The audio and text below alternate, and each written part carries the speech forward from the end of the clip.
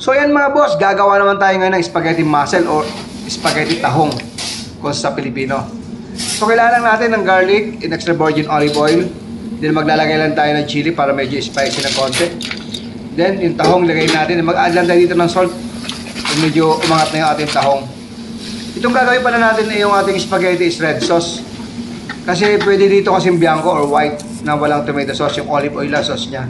So maglalagay tayo ng parsley, optional lang to. Then gagamit tayo ng Divilia na spaghetti. Linguine pala gagamitin ko dito, hindi pa spaghetti. Ito maganda itong Divilia na to para siya na rin barilya.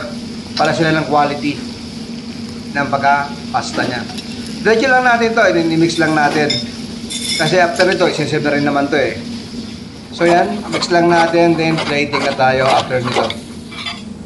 Yan. Ito na yung ating result ng ating mussel spaghetti.